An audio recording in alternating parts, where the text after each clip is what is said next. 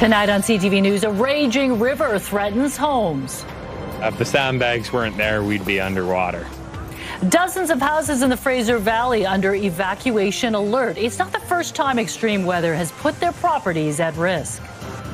She feel the car, then she run.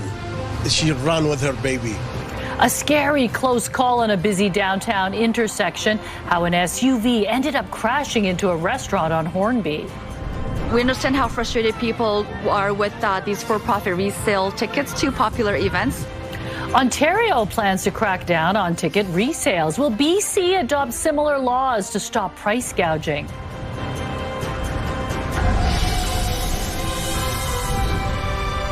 This is CTV News with me, Jung Lee. Good evening. Thanks for joining us. Dozens of homes along the Chilliwack River remain under an evacuation alert due to high river flows following days of heavy rain. It's the second time this year the river has been a cause of concern for residents. CTV's Ben Nesbitt has the story.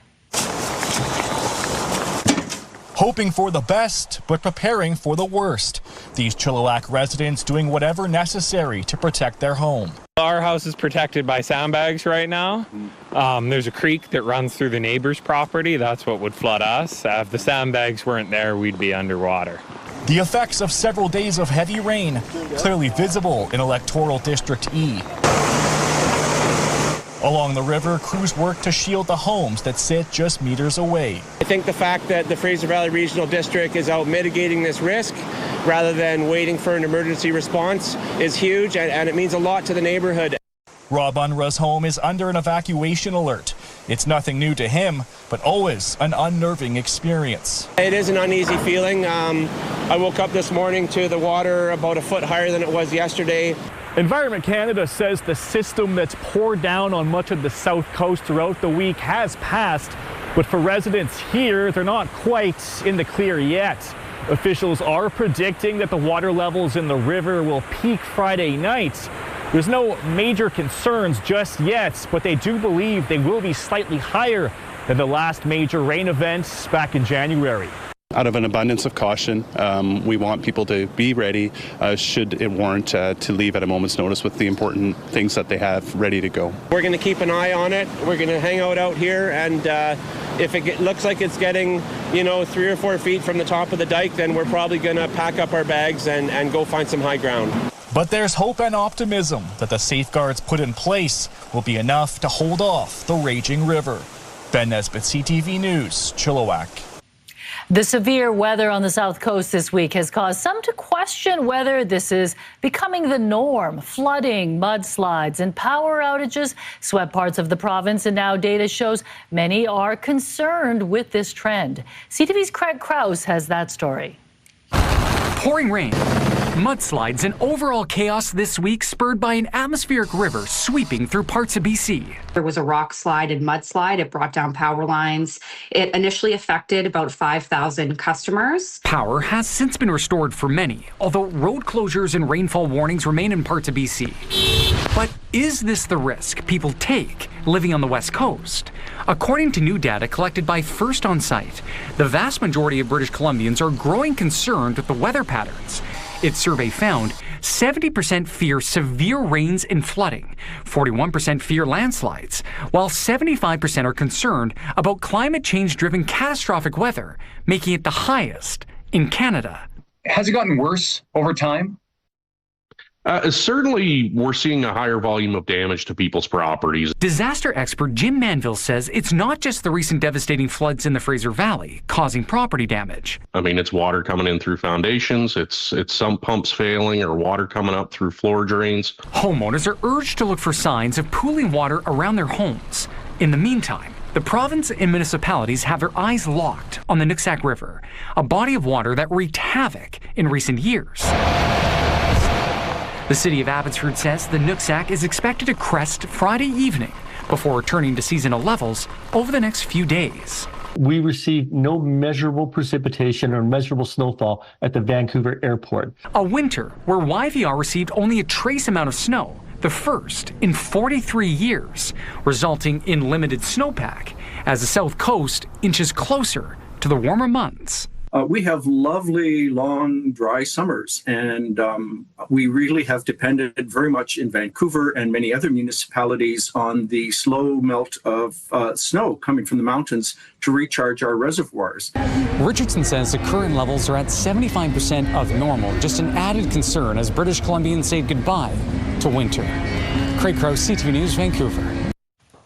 And let's go outside now. A beautiful shot. There was plenty of blue sky today. What a difference today has made.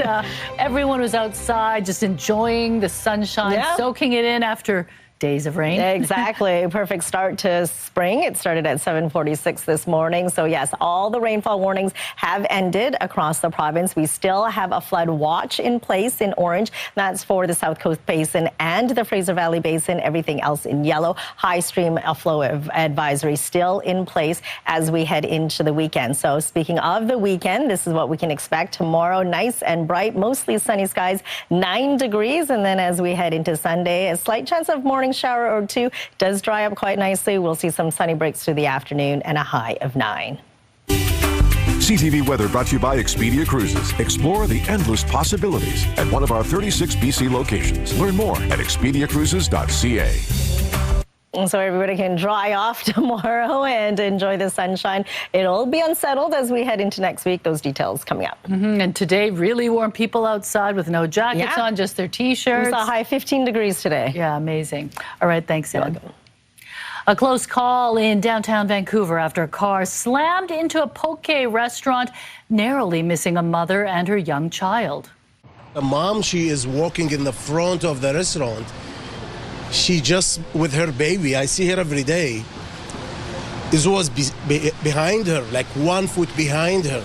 She ran and he went inside the restaurant. Police say the two-vehicle collision happened just after 10 this morning, with one car crashing into the Pokerito on the corner of Hornby and Nelson. Emergency crews responded, but no one was seriously injured. Investigators say there's no indication anything criminal was involved. Gas prices are staying well above $2 a litre throughout the Lower Mainland. The cost to fill up only expected to keep climbing as the Middle East war drags on. CTV's Martin McMahon looks at whether anything can be done to bring down prices locally. At this station in Vancouver, gas is basically $2.10 a litre, another added cost in a region where people are already feeling the squeeze. We asked drivers how they're feeling. Not the best, because I have to buy the premium gas for this car, and it's well over that, and I understand the reason why, and I'm only expecting it to go higher, honestly. I haven't driven my car in a week, so I'm a little bit shocked. It's pretty high. I guess it's expected with what's going on right now, but yeah, hoping it changes soon. It's even higher at other stations, with fears oil infrastructure damaged by strikes in the Middle East war will push prices higher. And prices are not done rising yet. Exactly how high? What I am comfortable in saying, another 5 to 7 cents per liter sometime in the next several days is certainly not going to be out of the question, but it's not even going to necessarily end there. But is there a long-term solution? Premier David Eby has mused recently about increasing Canadian refining capacity. Given global events and our continued advocacy for consideration around additional refinery capacity for Canada so that we're able to withstand and ensure that we have a safe and secure supply. But some industry watchers say the NDP government's stated goal to reduce emissions doesn't line up with increasing refining capacity. That's sending a message to potential investors that don't count on being able to sell gasoline in the long term into British Columbia. So that's one factor that investors might look at. Is there going to be a likely return on your money over the long term? Regardless of where industry experts stand on the refinery issue, they all agree there is no short-term fix, with gas prices expected to rise further in the coming days. Martin McMahon, CTV News, Vancouver. A 62-year-old man is recovering after he was allegedly kidnapped from his home in East Vancouver Wednesday night and forced into a vehicle. Police say they caught up to the suspect vehicle around 14th Avenue and Woodland Drive, where they were able to box it in. The two suspects tried to run away but were arrested with the help of the K-9 unit. 26-year-old Fazil Salman and 24-year-old Rainings Baisong Awa have each been charged with one count of kidnapping. They remain in custody ahead of their next court appearance on Monday. The victim was taken to hospital with injuries. The BC government says it is watching with interest as Ontario is set to introduce changes to its Ticket Sales Act. Those changes would make it illegal to resell tickets over face value. CTV Shannon Patterson now on whether our province could follow suit and reaction from a longtime local ticket broker. So it looks like a pretty good Friday night to be in Vancouver, huh? Taylor Swift's Eras Tour was the biggest ticket resale frenzy Vancouver has ever seen, with some fans shelling out thousands of dollars over face value to score seats. And getting into World Cup games at BC Place will likely be even pricier. We understand how frustrated people are with these for-profit resale tickets to popular events. And I know the topic right now is surrounding FIFA, but also other events that we have here in BC. Our province has been exploring potential avenues to better regulate the secondary ticket market in BC. Ontario's premier has proposed changes to that province's Ticket Sales Act legislation that would make it illegal to sell tickets for more than their original cost. We will be monitoring closely the rollout of Ontario's legislation to see what lessons we can be learned to improve services for people in our province. Well, when I first heard of it, I laughed. I thought it was absolutely moronic to be able to come try and pull that together. Longtime Vancouver ticket broker Kingsley Bailey argues it's impossible to legislate ticket resales, most of which are done online through sites not based in Canada. So you're not worried that this could happen in BC? Nope, I'm not worried at all because it's a logistical nightmare. It cannot happen in the format that they're trying to make it happen to. They want to put you out of business. Oh, well, you know what? That's fine. That's fine, but there's a lot of steps they're going to have to do to stop that, and there are ways around it, and I know what they are. And I think that if they are doing their homework, they'll know what they are too, and they'll realize it's impossible. But it's not unprecedented. In the UK, it's already illegal to resell tickets over face value. The UK's model is separate, a different value system than what's in North America. North America is all about capitalism. The UK is more about the consumerism, and that's the differences. The Ontario ticket legislation is being introduced in that province's budget next week, but it's unclear when any changes would take effect. Toronto, like Vancouver, is hosting World Cup matches in just a few months, and ticket resale prices are through the roof. It's just off the charts. People in North America do not realize how big this event is. For local fans who weren't lucky enough to win the FIFA face value ticket lotteries, resale is the only way to get in. Shannon Patterson, CTV News, Vancouver. One man is in hospital after an early morning shooting in Surrey. Officers were called to reports of shots fired near Bear Creek Park around 6 a.m., but couldn't find the victim in the area.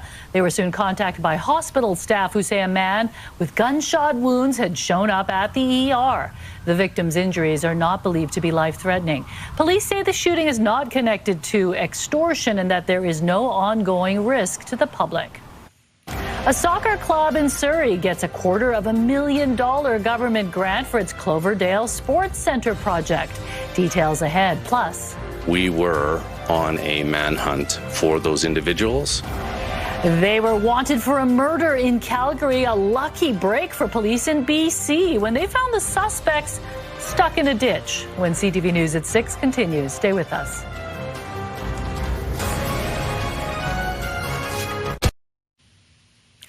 The BC Highway Patrol is looking for witnesses after the fourth overpass strike of the year. It happened just before 3 yesterday afternoon in Langley. A flat deck truck with a crane traveling east on Highway 1 hit the overpass between Glover Road and 232nd Street.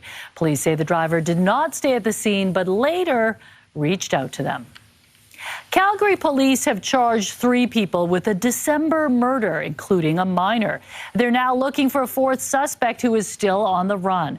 Warrants for their arrest were issued, but police say catching 2 of the suspects in BC was just pure luck. CTV's Tyson Fedor reports. Two Edmonton men and a 17-year-old boy face charges of first-degree murder and conspiracy to commit murder following a fatal December shooting in Ogden. A fourth remains on the run. There is no indication whatsoever that this was a youth initiation incident. All four of these suspects, as a result of the charges, we have established evidence to support charges for first-degree murder. Investigators are still looking for Yahya Abdullahi. The 22-year-old may be in Edmonton, BC's Lower Mainland, or the Northwest Territories. Also wanted on Canada-wide warrants for first-degree murder, conspiracy to commit murder, and also for a parole revocation. These charges stem from the murder of 32-year-old Faisal Osman Abdulaziz, who was found dead on the sidewalk outside a school at 12:30 a.m. on December 10th of last year. Police were called to reports of gunshots in the 7000 block of 20th Street Southeast, but it was RCMP in BC that helped Calgary police catch a break. Last Thursday, Clearwater RCMP found a vehicle in a ditch along Highway 5 north of Kamloops. Upon arrival, Mounties found that two of the men were wanted for murder. In this particular case, the apprehension of those two individuals, we got lucky, for sure. However, we were on a manhunt for those individuals. 23-year-old Aken Bolokok Aken and 21-year-old Eomidi Opemips Adeyenka were the same people arrested by Tsuut'ina Nation police earlier in the investigation and later released. The 17-year-old has remained in custody at the Edmonton Young Offender Centre. The burden of evidence for charges related to murder is very, very high. Tyson Fedor, CTV News, Calgary. A soccer club in Surrey has been chosen as one of the recipients of this year's community gaming grants from the province.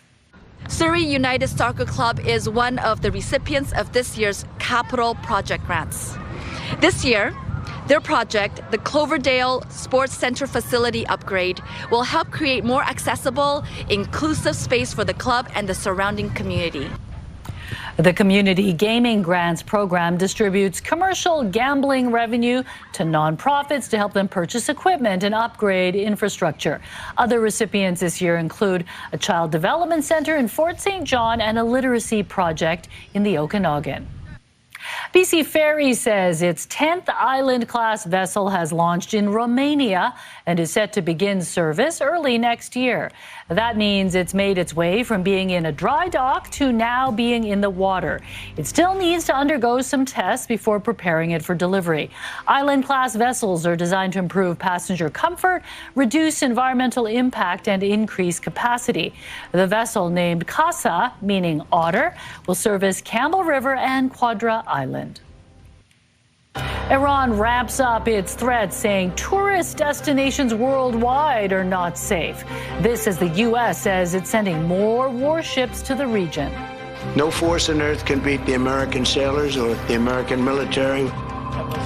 Donald Trump tosses out some insults for the NATO countries not helping him open up the Strait of Hormuz. What Canada and other allies are saying about possible support. That's ahead.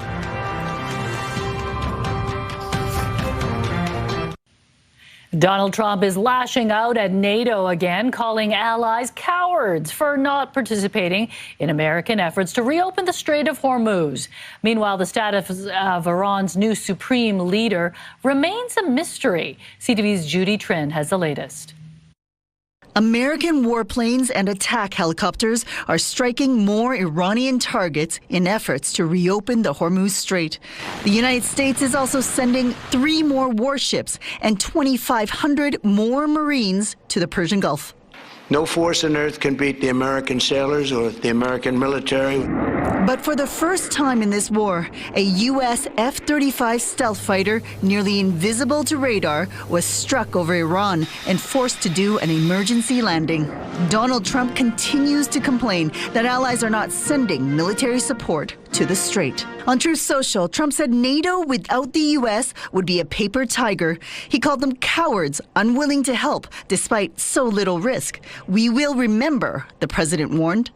Allies were not consulted before the U.S. and Israel launched attacks on Iran. 3 weeks after the war started, 7 allies, including Canada, are expressing readiness to contribute appropriate efforts to ensure safe passage through the strait. Celle-ci est strictement défensive. French President Emmanuel Macron said the help would be strictly defensive to support regional allies and preserve freedom of navigation. Macron did not provide more details about how that will be done. At the White House, Trump seemed to imply that talks to de-escalate would be difficult. And now nobody wants to be a leader over there anymore. We're having a hard time. We want to talk to them, and there's nobody to talk to. We have nobody to talk to, and you know what? We like it that way. Iran's new supreme leader, Mojtaba Khamenei, has not been seen publicly and has only issued written statements. Donald Trump says he believes Khamenei is badly injured. Judy Trin, CTV News, Ottawa.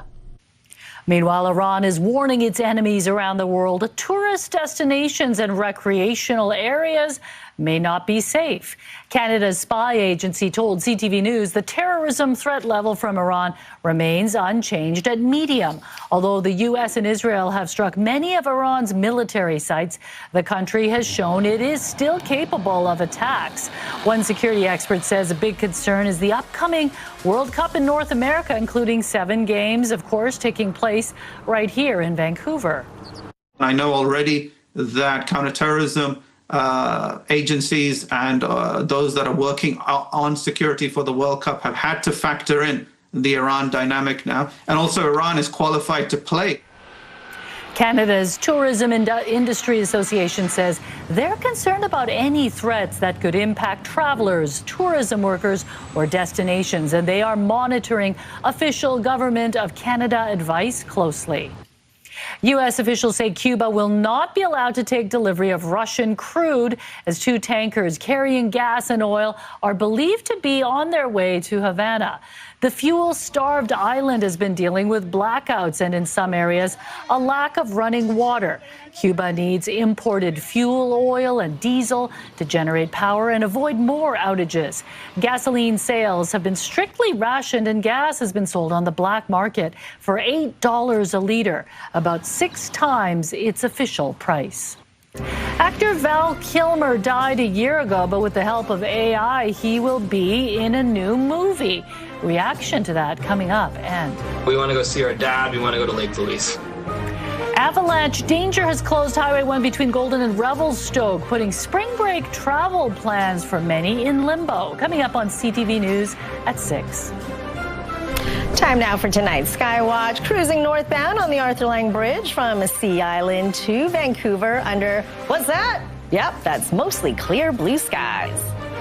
CTV Skywatch is brought to you by Kermac Collision and Autoglass, the name you'll remember when it matters. Kermac cares for kids.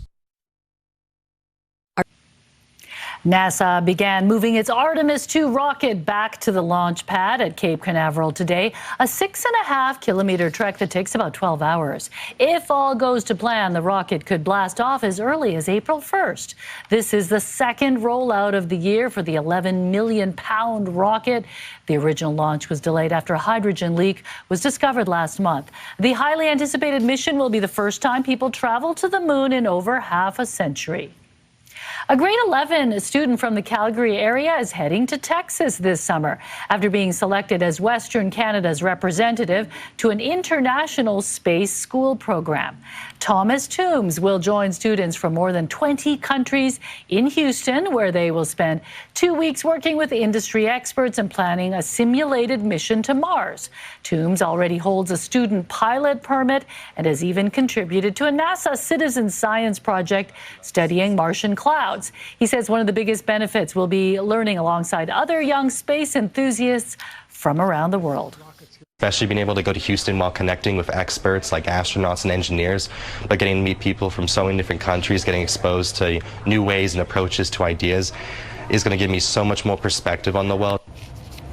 The Hangar Flight Museum in Calgary has helped select and send a Western Canadian student to the program for more than 20 years.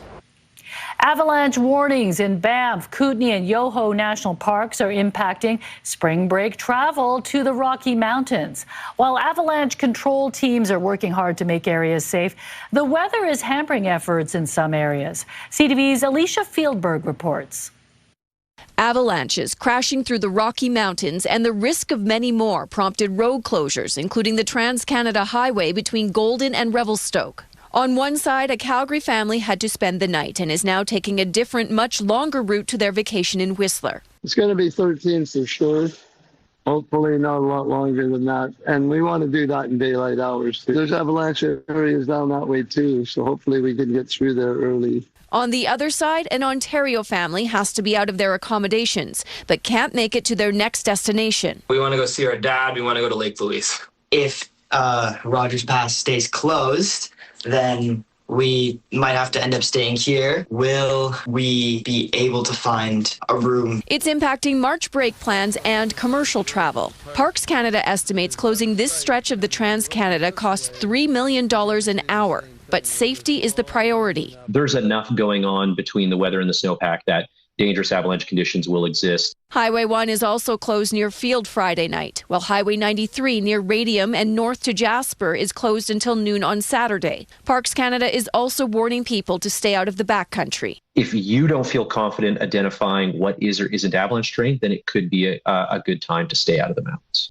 Rain has been preventing crews from triggering controlled avalanches in some areas, but not Sunshine Village. The resort planned to close its access road on Friday, but was able to open after a morning mission from avalanche control. Around 8 a.m., they sent helicopters to get eyes on the results, and they were happy with the success. Avalanche risk does remain high in the backcountry. The safest place to ski and snowboard is at a resort. With conditions changing rapidly, it's always best to check often before making any plans. Alicia Fieldberg, CTV News, Calgary. And what a way to welcome in spring today. Everyone seemed to, the spirits seem to be a little brighter and lighter today. Yes, after 4.5 days of torrential downpour, rain has eased. We're seeing dry conditions out there, bright conditions and warm conditions. Here's a look at our high today, 15 degrees, 5 degrees above the seasonal average of 10.5. Our overnight low is actually warmer than our seasonal average high at 10.5. And with the rain that we have seen, 118 millimeters has fallen so far in the 20 days of this month, beating the average of 104.1 millimeters. At the airport, we didn't see nearly as much rain as areas like Coquitlam saw 314 millimeters in the past 4.5 days, all because of that atmospheric river, which has moved along its way. Right behind that, we do have a ridge of high pressure, and that has cleared things out of the way quite nicely. So this is what we're looking at as we head through the overnight. Increasing cloud coverage into tomorrow morning. We will see a mix of sun and cloud by noon. It does clear up quite nicely, mostly sunny skies as we head into the afternoon, evening hours. Then we'll start to see more clouds roll in. So the warm temperatures will slowly cool down with that low pressure system offshore. As you can see, it stretches across the northern half of the province into the south coast as we head into the weekend and into next week as well. For the central interior, you're looking at a mix of sun and cloud. Your provincial forecast at the bottom of your screen. Wet and windy tomorrow for Port Hardy, winds gusting to about 70 kilometers an hour with a high of 7. You'll start off with a mix of sun and cloud for Campbell River and Comox. Rain returns in the afternoon. That's what you can expect for Port Alberni. Active weather through the afternoon for Tofino. Other than that, pretty much sunny skies from Nanaimo right down to Victoria. Temperatures between 9 and 10 degrees. You'll see partly cloudy skies and 9 for the Sunshine Coast. A touch warmer at the Sea to Sky Highway for Squamish at 10 degrees. Cooler in Whistler, 6 degrees as a high. And for us across the lower mainland, mostly sunny skies with temperatures between 9 and 10 degrees. Slight chance of a morning shower on Sunday before it dries up. Mostly cloudy skies on Monday. And then rain returns on Tuesday with scattered showers on Wednesday. Clears up once again for Thursday and Friday. But a touch cooler, 9 degrees on Thursday, warming up to 11 on Friday. CTV weather brought to you by Expedia Cruises for air, land, and sea vacations. So yeah, the record highs in the interior and our 15 degrees today will settle down. We're back to seasonal as we head into the weekend and next week. As long as we don't have to say atmospheric river for a while, right? Exactly. We'll just enjoy the spring sunshine for now. Sounds good. Thanks, Anne. It's been nearly a year since the death of actor Val Kilmer, but he will return to the screen with the help of artificial intelligence. First Line Film says Kilmer will appear as Father Fenton, a Catholic priest and Native American spiritualist in the upcoming film As Deep as the Grave. He was cast in the role before his death, but couldn't work on set because of his health. The filmmakers say with Kilmer's estate's permission, they made the decision to use AI to honor the actor's deep personal connection to the role. The move has generated backlash online, raising concerns about digital replicas replacing real actors. Chuck Norris, the action star who delighted audiences for decades, has died. You want to do it the easy way or the hard way? In a statement, his family says Norris died yesterday morning, surrounded by loved ones. The family also paid tribute to his fans, writing, "The love and support he received from fans around the world meant so much to him, and our family is truly thankful for it. To him, you were not just fans, you were his friends." Norris was probably best known for the TV series Walker, Texas Ranger. He was 86 years old. How Premier David Eby is responding to the Ontario Premier's call for BC to scrap EV mandates. Also ahead. We're honest people. We pull all permits. We do our job. Welcome to my nightmare. How this renovation went so wrong. Why the homeowner fired the contractor after paying more than $70,000. That's ahead.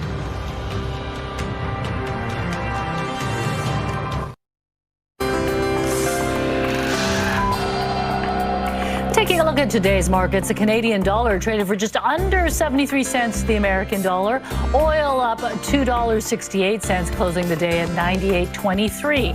Gold lost nearly $31 on the day. The TSX down 537 points, while the Dow Jones was down 444 points. David Eby is responding to calls from the Premier of Ontario to scrap electric vehicle mandates in the province. Doug Ford argued that the mandates make Ontario's auto sector less competitive in the face of U.S. tariffs. In a letter to Ford today, Eby said that the trade war has actually had a disproportionate impact on BC, citing tariffs on seafood and steel and aluminum imports. He said the requirements on zero-emission vehicle sales targets have been relaxed, but remain an important option for families as gas prices continue to rise. A Calgary homeowner says a renovation project meant to create an accessible space for her disabled brother has turned into a costly and contentious dispute. She accuses a contractor of doing work without proper approvals and threatening to rip out the renovation after being fired. Mark Villani reports. I asked them, what's this going to look like? Oh, it doesn't matter what it looks like. Donna Prindle is unhappy with work completed by her contractor. They've done things like create these really low ceilings. Pointing to design problems and drawings, she says she never approved for a wheelchair-accessible basement suite for her brother. Barely wide enough to wheel a wheelchair through. There's no flush wall here now. Prindle says she found contractor Todd Walton and his company A to Z Building Solutions online after seeing positive reviews.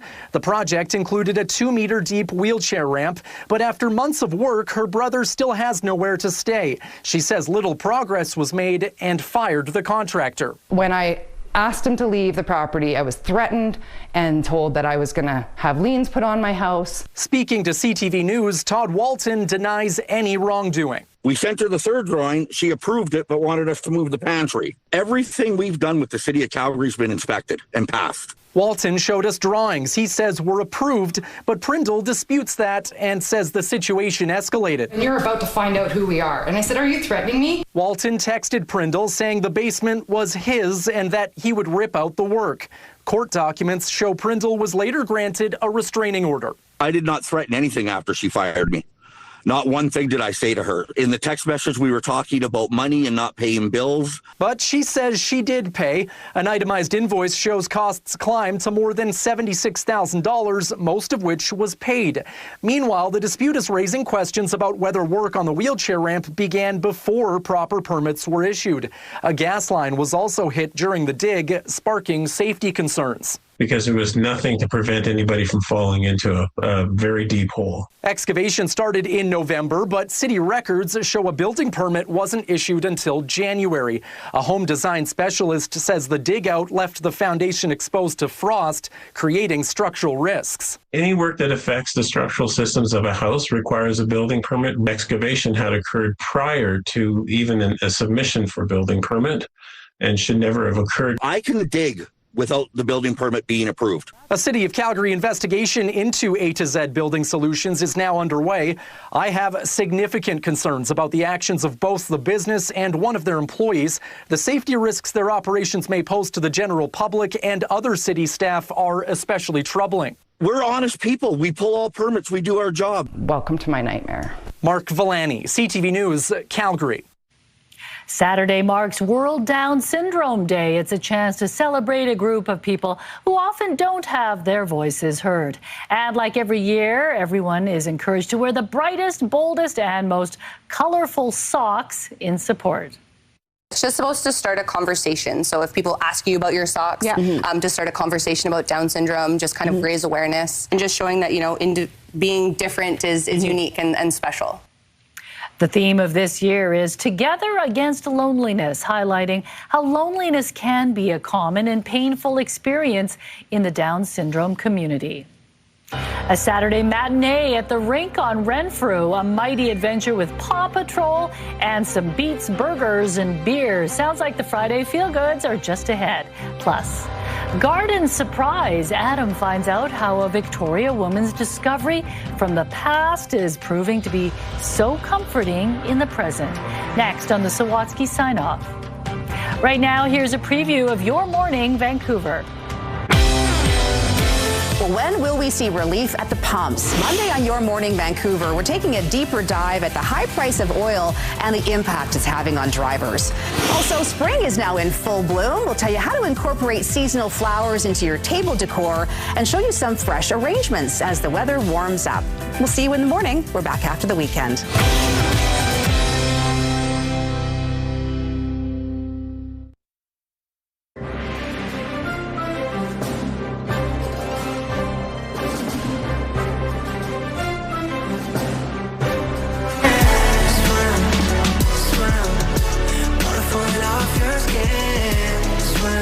BTS is finally back. Yay! The K-pop group's first album in close to 4 years is out. It's called Arirang, which is a beloved traditional folk song, a nod to the band's identity. Swim is the first single from the album, and they recruited actress Lily Reinhardt for the nautical music video. A new sci-fi thriller is landing in theaters today, and it's already getting strong reviews. I'm several light years from my apartment. And I'm not an astronaut. I'm not an astronaut. Project Hail Mary, starring Ryan Gosling, follows a science teacher who wakes up alone on a spaceship with no memory of how he got there. The movie is based on the best-selling novel by Andy Weir, blending science, suspense, and humor. CTV film critic Richard Krause gave it 4 out of 5 stars. Zach Galifianakis is really branching out with his new series. Food is so perverse right now. I think it's worth talking about it. Without sounding stupid, what is a tomato? And what we're leaving this next generation, they may have to know this stuff. What's your favorite fruit? Kale. Kale's not a fruit. The Hangover actor is hosting a series called This is a Gardening Show, shot on Vancouver Island and various Gulf Islands. It blends lighthearted humor and curiosity and features island school kids. His previous talk show, Between Two Ferns, ran over the course of 10 years. The new show begins streaming April the 22nd. Yes. Oh, looks good. It actually looks really funny. I'll be tuning in. Me too. You're partial to him because he's Greek, right? That is very true. They One have of the my Greek people. No, and it's neat that he gets to showcase Vancouver Island and the Gulf Islands because that's where he lives. Yeah. So keeping it close to home. Okay, it's time for Friday Feel Goods, a weekly roundup of unique events happening in Metro Vancouver. Yes, and here are 3 things worth checking out.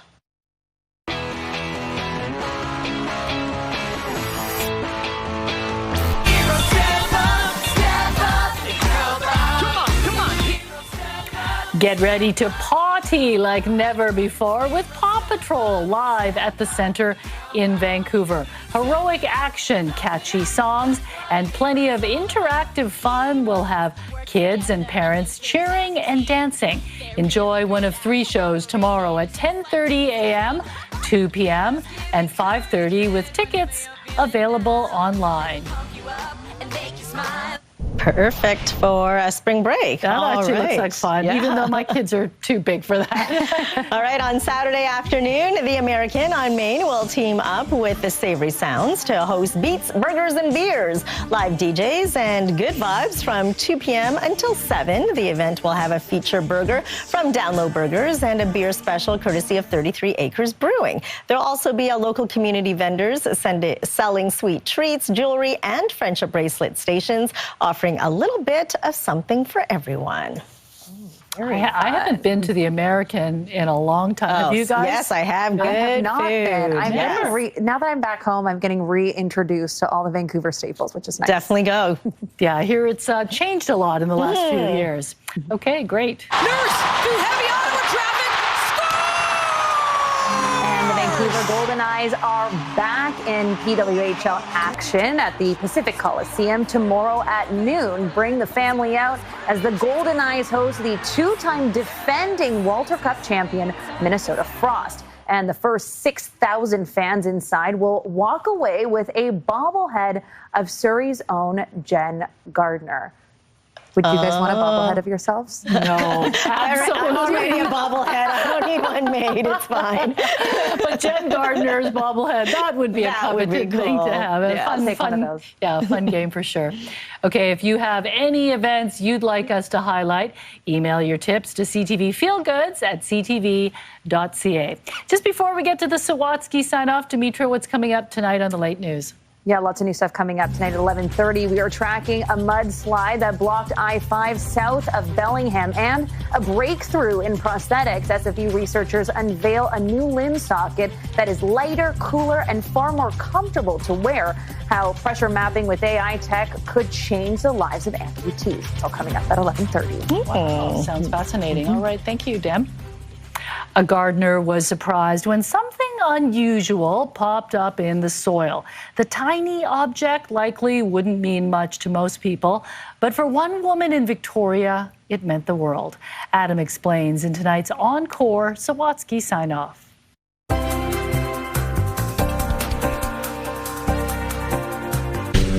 To appreciate why Karen Hedit-Nemi was so surprised by what she found buried in her garden. Just as I was scraping the top surface of the dirt, there was a metal object. To appreciate how meaningful it was to discover this dog tag from 1950. I felt this instant comfort wash over me. We need to go back to when Catherine met Gary Salmon in 2018. We had each lost our spouse to cancer.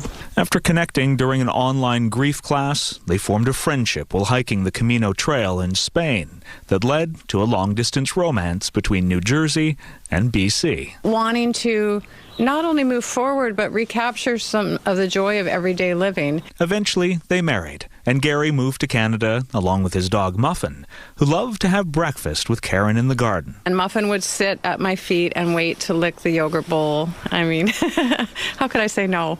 Muffin was a constant companion, even when the 16-year-old's health started declining rapidly. She had her treats, and she had lots of good snuggly naps. We loved on her a lot that day. That day that Muffin died, that was followed by days filled with her absence being palpable. You look out of the corner of your eye and expect to see them there. You think you see them, and they're not there. It's difficult.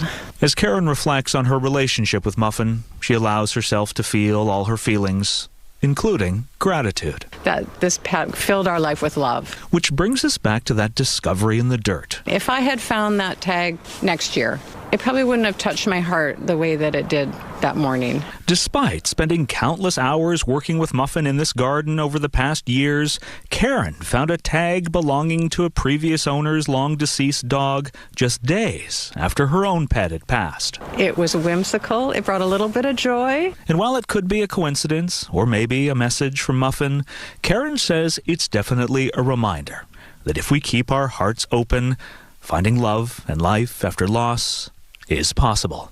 And as silly as it seems, I like to imagine the little spirit dog playing with Muffin. Adam Sawatsky, CTV News, Victoria. Not silly at all. I think they all play together over the Rainbow Bridge. Yeah, Muffin was a cutie. And he likes yogurt like Lucy. Like Lucy right? sits there begging to lick the bowl for sure. She knows what's good. All right, let's take a look at our scenic snapshot for tonight. Finally, some sun in the city. Thanks, Greg, for sending this beautiful photo in.